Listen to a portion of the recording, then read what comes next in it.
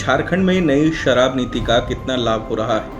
वर्तमान में कुल 1434 दुकानें सक्रिय हैं और बीते एक महीने में 49 दुकानों में track and trace system pilot project के रूप में काम कर रहा है। नई शराब नीति से राज्य को कितना राजस्व मिल रहा है, कई जगहों पर बियर की कमी है, साथ ही ऑनलाइन पेमेंट को लेकर भी दुकानों में समस्या है। ऐसे कई सवालों के जवाब उत्पाद एवं मद्य निषेध विभाग के सचिव विनय कुमार चौबे ने दिए हैं। बियर की शॉर्टेज को भी लेकर उन्होंने अपनी बात रखी है, सुनिए उन्होंने क्या कहा। बियर के मामले में हम लोग एक कंज्यूमर स्टेट है, अर्थात हमारे यहाँ हम लोग इंपोर्ट करते हैं। हमारे राज्य में बियर की प्रोडक्शन बहुत कम है। अभी जब गर्मी है तो जैसे आप शौकीन हैं वैसे ही पूरे कंट्री में बहुत जगह लोग बियर के शौकीन होंगे।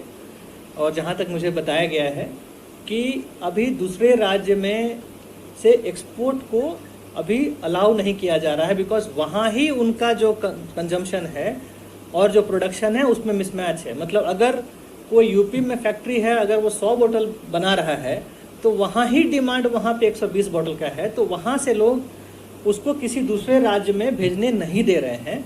तो ये तात्कालिक समस्या है। अभी हम लोग दूसरे पहलू में भी लगे हुए हैं। अभी एक बोकारो में एक ब्रूवरी चालू होने वाला है और उसका पोल्यूशन कंट्रोल बोर्ड का क्या बोलते हैं उसको, सीटीओ और सीटी पेंडिंग था। तो हमने चेयरमैन पोल्यूशन कंट्रोल बोर्ड से बात करके उसका सीटीओ कल ही कराया है। आई थिंक 8-10 दिन में उसका सीटी भी हो जाएगा, तो वो प्रोडक्शन स्टार्ट कर देगा। इसलिए मैंने बोला कि 8-10 दिन में बियर की समस्या समाप्त हो जाएगी। और वो काफ़ी उसकी कैपेसिटी अधिक है और वो किंगफिशर नहीं बनाता, कोई और बियर बनाता है, तो आपको दूसरा ब्रांड भी मिल जाएगा। तो इसलिए ये तात्कालिक है और ये हर साल गर्मी में हमारे स्टेट में ये प्रॉब्लम आता है, क्योंकि हमारे यहाँ बियर का प्रोडक्शन कम है और हम लोग इम्पोर्ट करते हैं। और इम्पोर्ट अभी कैसे, जब देश में गेहूँ की कमी हुई तो भारत सरकार ने गेहूं का एक्सपोर्ट पे बैन लगा दिया।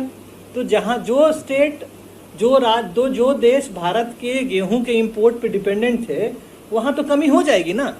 तो वही मामला यहाँ भी है। क्योंकि अगर हमारे यहाँ कोई इंडस्ट्री होता तो हम उसको पे चाबुक लगा सकते हैं कि भाई तुम पहले मेरा दोगे फिर एक्सपोर्ट करोगे। तो वही दिक्कत हो रहा है। दूसरा जो दिक्कत हुआ है कि चूँकि हम लोग 1 अप्रैल से पहले हम लोग प्लान किए थे और हम लोग इम्प्लीमेंट नहीं कर पाए, हम लोग 1 मई से किए। तो अप्रैल महीने में जितने भी हमारे सप्लायर्स थे, जो डिस्ट्रीब्यूटर, मैन्युफैक्चरर, उन्होंने ऑलमोस्ट रोक दिया था चीज़ों को भेजना। जिसके कारण जब हम लोग 1 मई को शुरू किए तो न केवल हमारा गोदाम बल्कि मैन्युफैक्चरर और डिस्ट्रीब्यूटर का गोदाम भी खाली था। तो उसको भरने में थोड़ा हम लोग को समय लग रहा है। बी हैव सम पेशेंस, हम लोग को थोड़ा सा और समय दीजिए, ये प्रॉब्लम भी समाप्त हो जाएगा। दुकानों में अब भी डिजिटल पेमेंट को लेकर समस्या है। कई दुकानों में कैश ही पैसे लिए जा रहे हैं। ये समस्या कब तक रहेगी, इसे लेकर भी जवाब दिया गया है। दुकानों पे डिजिटल पेमेंट के लिए फिलहाल हम लोगों ने एक बैंक को आदेश दे दिया है, बिकॉज बैंक को उसके लिए IT एप्लीकेशंस बनाने होते हैं। तो जो भी प्रमुख शहरी क्षेत्र की दुकानें हैं वहाँ पे डिजिटल पेमेंट का कार्य प्रारंभ हो गया है। हर एक दिन ये दुकानों की संख्या बढ़ रही है। तो आपको चाहे रांची हो, जमशेदपुर हो, PNB ने कंसेंट दे दिया है। अभी हम लोग बैंक ऑफ इंडिया, IDBI और SBI के साथ भी बात कर रहे हैं, जैसे उनका एप्लीकेशन रेडी होता है। बिकॉज इसमें समस्या ये होती है कि पॉस मशीन के साथ मुझे डेली का आंकड़ा भी चाहिए।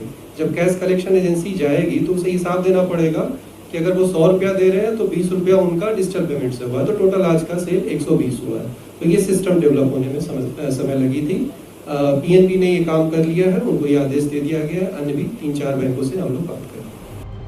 नई शराब नीति को लेकर किस तरह की समस्या आई, आगे की क्या रणनीति होगी, इसे लेकर भी विनय चौबे ने अपनी बात रखी है। तो आमूलचूल परिवर्तन जो किया गया उसके अंतर्गत हम लोगों ने किया और जो अधिनियम है उसमें संशोधन प्रक्रियाधीन है। सबसे पहले हम लोगों ने थोक बिक्री की नीति नई बनाई, खुदरा बिक्री की नीति नहीं बनाई, जो बार होते हैं उनके संचालन की नई नीति बनाई, और जो हमारा देशी शराब होता है, जो कंट्री लिकर होता है, उसकी नीति में जो इम्पोर्टेंट एस्पेक्ट्स थे उसमें हम लोगों ने संशोधन किया। मई महीने में हम लोगों को 188 करोड़ उत्पाद राजस्व की प्राप्ति हुई है, और जिसमें से 183 करोड़ JSPCL ने राज्य सरकार के खाते में अर्थात ट्रेजरी में जमा भी कर दिया है। इसको यदि हम कंपैरेटिव बात करें तो ये झारखंड बनने के बाद आज तक का सबसे अधिक राजस्व संग्रहण का आंकड़ा है। प्रभातखबर.com, विश्वास वही, रफ्तार नहीं।